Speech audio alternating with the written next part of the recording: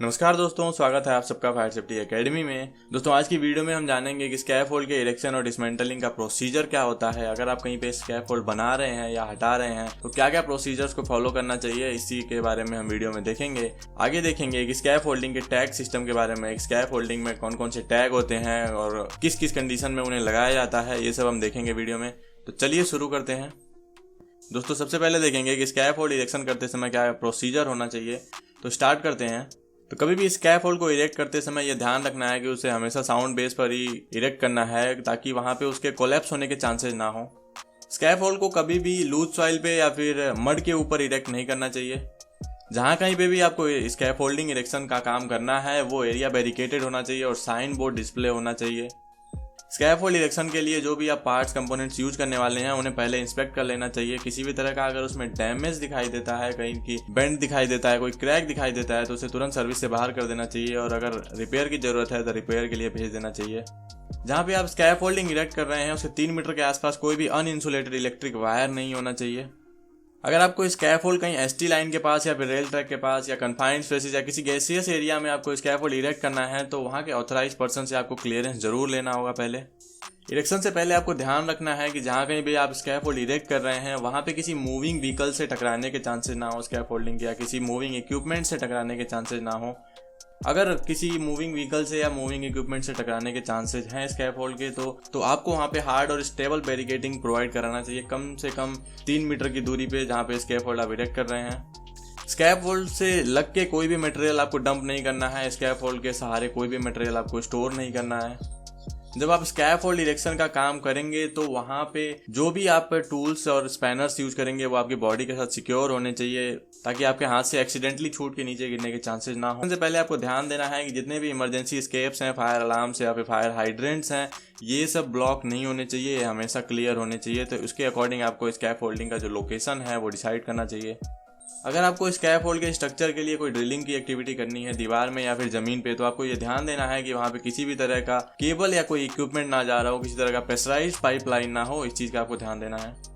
Scaffold का जो erection होगा वो उसके मैन्युफैक्चरर के अकॉर्डिंग होगा, जो भी उसके इंस्ट्रक्शन है उसे फॉलो करने हैं। स्कैफोल्डिंग इरेक्शन का काम सिर्फ कॉम्पिटेंट पर्सन के द्वारा किया जाना चाहिए।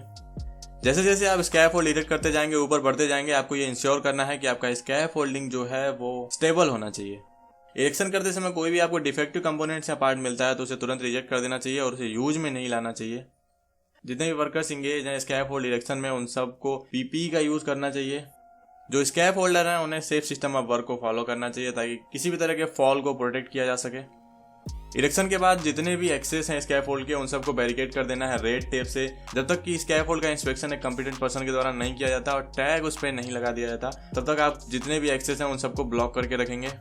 इंस्पेक्शन होने के बाद जो भी रिजल्ट आया उसके अकॉर्डिंग आप वहाँ पे टैग प्रोवाइड कर सकते हैं। आगे हम वीडियो में देखेंगे कि क्या क्या टैग सिस्टम है और कौन कौन से टैग होते हैं, किस किस कंडीशन में उनका यूज किया जाता है। स्कैफोल्ड में जो भी हम बेस प्लेट यूज करेंगे वो स्टेबल और रिगिड होने चाहिए। स्कैफोल्ड के नीचे कभी भी ब्रिक बॉक्सेज या फिर बैरल का यूज नहीं करना चाहिए या किसी अदर ऑब्जेक्ट का यूज नहीं करना चाहिए जिसके कारण वो शिफ्ट हो जाए और आपका स्कैफोल्ड कोलैप्स हो जाए, तो ये सब यूज नहीं करना चाहिए।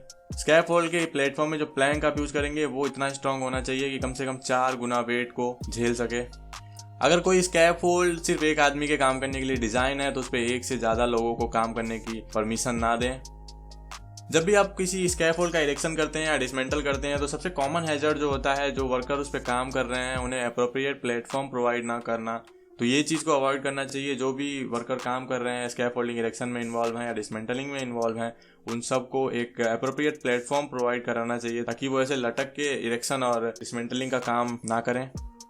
स्कैफोल्ड इरेक्शन कंप्लीट होने के बाद स्कैफोल्ड का इंस्पेक्शन करना चाहिए और टैग सिस्टम उस पर अप्लाई करना चाहिए और उसका रिकॉर्ड भी मेंटेन करना चाहिए। अगर आपके स्कैफोल्डिंग की हाइट उसके रेशियो से ज़्यादा हो रही है तो आप उसमें वहाँ पे आउटरिगर्स प्रोवाइड करा सकते हैं और एडिशनल सपोर्ट प्रोवाइड करा सकते हैं जो भी आसपास का स्ट्रक्चर है उससे। अगर स्कैफोल्ड इरेक्शन या डिसमेंटलिंग के टाइम पे तेज हवा और या फिर बरसात होने लगती है तो फिर आपको जॉब सस्पेंड कर देना चाहिए। इरेक्शन करते समय या कंप्लीट होने के बाद जितने भी क्लैम्स हैं या मटेरियल्स होते हैं उन्हें नीचे उतार देना चाहिए सावधानी पूर्वक। कहीं पे उसे छोड़ना नहीं चाहिए बीच में या फिर प्लेटफॉर्म के ऊपर, उनके किसी के ऊपर गिरने के चांस हो सकते हैं। जब भी आप किसी इरेक्शन का काम कर रहे हैं या मॉडिफिकेशन का काम कर रहे हैं तो टैग डिस्प्ले होना चाहिए आपकी आई लेवल पे। अब देख लेते हैं स्कैफोल्ड इरेक्शन प्रोसीजर के बारे में। तो आप फिगर में देख रहे होंगे कि नंबरिंग प्रोवाइड की गई है, जो सीक्वेंस है स्कैफोल्ड इरेक्शन का उसके अकॉर्डिंग। तो 1 नंबर पे क्या करना है, आपको सोल प्लेट और बेस प्लेट अरेंज करने हैं। उसके बाद 2 नंबर पे आप नीचे के जो स्ट्रक्चर है उसको तैयार करेंगे। फिर उसके बाद 3 नंबर, 4 नंबर, 5 नंबर, 6 नंबर, 7, 8 और 9 इसके अकॉर्डिंग जो स्कैफोल्ड है वो इरेक्ट होना चाहिए। और जो डिसमेंटलिंग प्रोसीजर होगा वो इसके अपोजिट होगा, 9 से शुरू होगा, मतलब टॉप से शुरू होगा और फिर नीचे आते आते खत्म होगा 1 नंबर पे। तो ये प्रोसीजर होना चाहिए स्कैफोल्ड इरेक्शन का या डिसमेंटल का। अब देखेंगे स्कैफोल्डिंग के डिसमेंटलिंग प्रोसीजर के बारे में। डिसमेंटलिंग का काम सिर्फ एक कॉम्पिटेंट पर्सन को ही करना चाहिए। जो एरिया है जहाँ पे आप स्कैफोल्ड डिसमेंटल करने वाले हैं वो बैरिकेड होना चाहिए और बोर्ड डिस्प्ले होना चाहिए। डिसमेंटलिंग प्रोसीजर जो होना चाहिए वो डिज़ाइनर और मैन्युफैक्चरर के अकॉर्डिंग होना चाहिए कि किस हिसाब से उन्होंने इंस्ट्रक्शन दिए हुए हैं डिसमेंटलिंग के, उसको फॉलो करना चाहिए। जितने भी डिसमेंटलिंग में वर्कर्स इंगेज हैं उन सब के द्वारा पीपीई का यूज किया जाना चाहिए। जितने भी वर्कर्स काम कर रहे हैं उनको safe system of work follow करना चाहिए ताकि फॉल को प्रिवेंट किया जा सके। डिसमेंटल करते समय आपको वार्निंग साइन डिस्प्ले करने हैं कि स्कैफोल्ड अंडर डिसमेंटलिंग। कोई भी मटेरियल क्लैंप या फिर किसी भी तरह का स्कैफोल्ड का पार्ट ऊपर से फेंकना नहीं है, उसे सावधानी पूर्वक नीचे उतारना है। अगर कोई हैवी विंड या फिर रेन शुरू हो जाती है तो आपका जो जॉब है उसे सस्पेंड कर देना चाहिए और जो डिसमेंटलिंग का जॉब है वो हमेशा ऊपर से शुरू करना चाहिए। जब भी हम स्कैफोल्ड को इरेक्ट करते हैं या डिसमेंटल करते हैं तो इस तरीके से उसे डिसमेंटल करना चाहिए या इरेक्ट करना चाहिए कि उसमें कोलैप्स होने के चांसेस ना हो। जब आप डिसमेंटल की एक्टिविटी कर रहे हैं तो जो भी पार्ट्स निकलते हैं उनको उनके टाइप के हिसाब से अलग अलग स्टोर करना चाहिए और अगर उन्हें कहीं भेजना है या स्टोर करना है तो उन्हें इंस्पेक्ट एक बार करना चाहिए। आपको स्कैफोल्डिंग इरेक्ट करना है या मूव करना है या फिर डिसमेंटल करना है या किसी तरह का मॉडिफिकेशन करना है तो ये जितने भी एक्टिविटी हैं ये किसी एक कॉम्पिटेंट पर्सन के सुपरविजन में होने चाहिए। स्कैफोल्ड डिसमेंटल करते समय आपको ध्यान देना है कि जो स्कैफोल्ड आप डिसमेंटल करने वाले हैं वो लंबे समय से अगर एक जगह पे लगा है तो हो सकता है उसके पार्ट्सों में डस्ट लग गया हो या उसके पार्ट्स जो है वो कमजोर हो गए हों। तो ऐसी कंडीशन में वहाँ पे इंजरी होने के चांसेस हो सकते हैं, तो इस चीज़ का आपको ध्यान रखना है। अब हम देखेंगे स्कैफोल्ड सेफ्टी टैग्स के बारे में, जिसे स्कैफ टैग भी बोलते हैं। स्कैफोल्डिंग टैग स्कैफोल्ड का एक इंपॉर्टेंट पार्ट है। इसे यूज करने से ये फायदा होता है कि जो आसपास में वर्कर काम कर रहे हैं वो इसे आसानी से पहचान सकते हैं कि ये सेफ है काम करने के लिए या अंडर इरेक्शन है या फिर अनसेफ है काम करने के लिए, तो वो इस चीज को आसानी से आइडेंटिफाई कर सकते हैं। रेड टैग जो होता है उसका यूज हम अनसेफ स्कैफोल्ड पे करते हैं या इनकम्प्लीट स्कैफोल्ड पे करते हैं। टैग पे लिखा होता है अनसेफ फॉर यूज, मतलब किसी भी कंडीशन में इसे यूज नहीं करना है।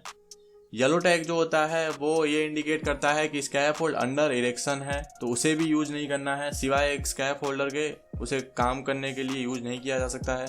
जो ग्रीन टैग होता है ये इंडिकेट करता है कि जो स्कैफ होल्ड है वो काम करने के लिए सेफ है, आप इसका यूज कर सकते हैं। इतना ही। वीडियो को यहाँ तक देखने के लिए धन्यवाद। फिर मिलेंगे एक नए वीडियो में, तब तक के लिए stay safe, be happy and जय हिंद।